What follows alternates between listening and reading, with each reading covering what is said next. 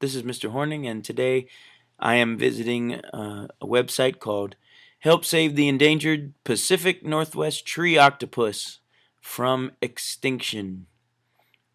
This activity is to show the importance of testing out, analyzing whether or not a website is trustworthy before we use it for research.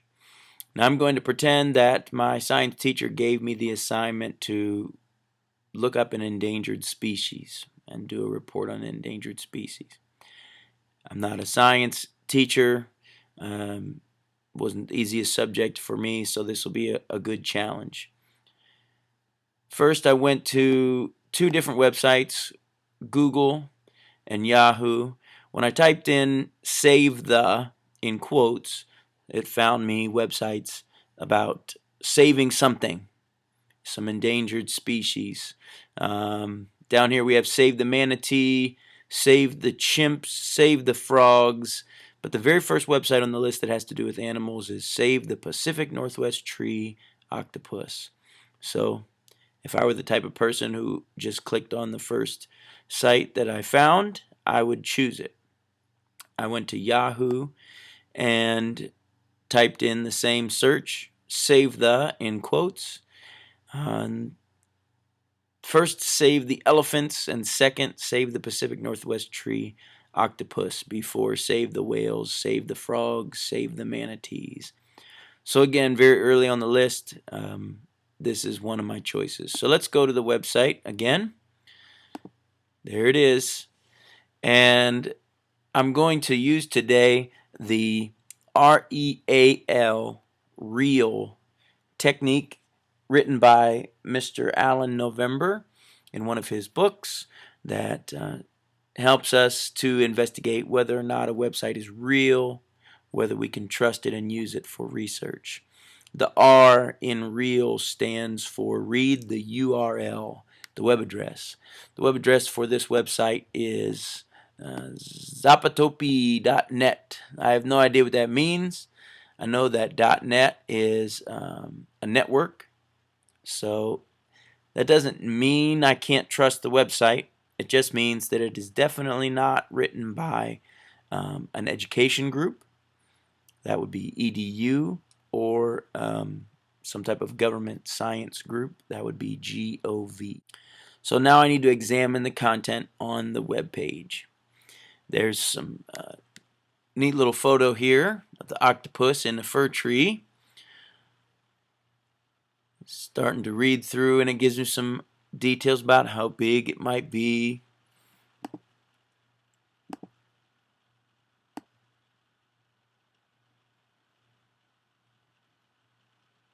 Talks about the environment it lives in.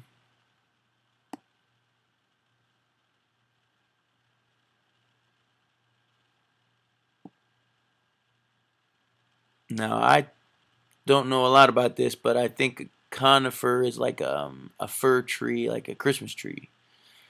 So let me click here and read about the rainforest it lives in.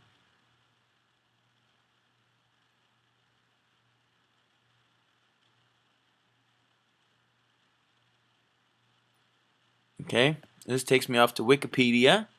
It's a place everybody goes to read about things. And it talks about Olympic National Park. Park can be divided into 4 basic regions: Pacific coastline, alpine areas, the west side temperate rainforest. So, temperate rainforest.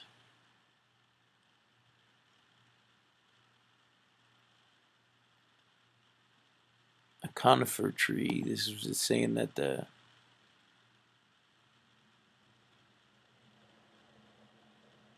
octopuses live in the conifer rainforest. Well,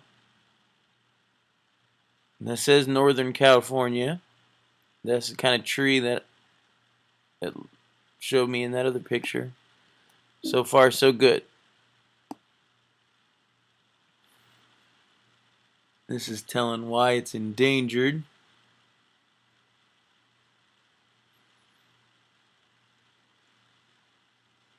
Natural predators including the bald eagle and the Sasquatch. I thought the Sasquatch was like the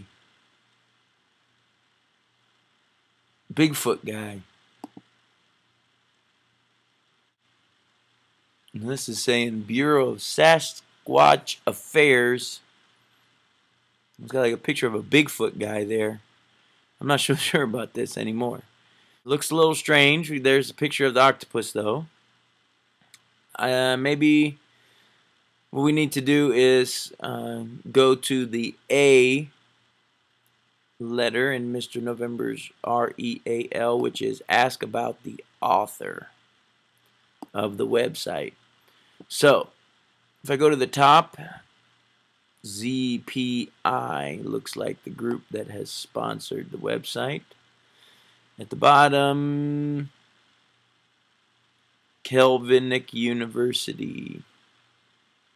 Okay, so let's click on ZPI, and it says your source for conspiracies and other diversions serving the paranoid since 1997.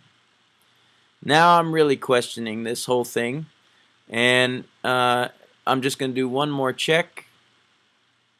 Here it says Kelvinic University. Now if that was some type of school, maybe we could look at it. I'll throw that into my search engine, and when I click on Kelvinic University,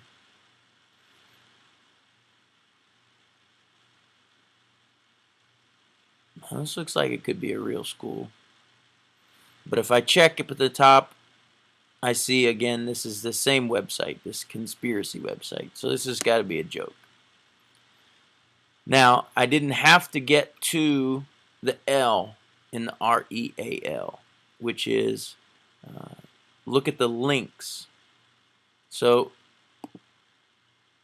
just for fun, let's check that out. We could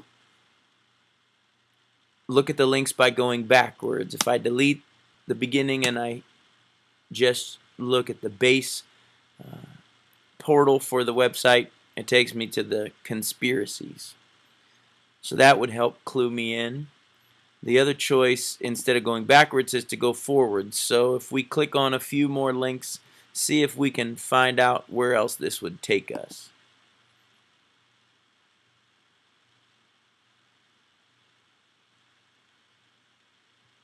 I've got some frequently asked questions,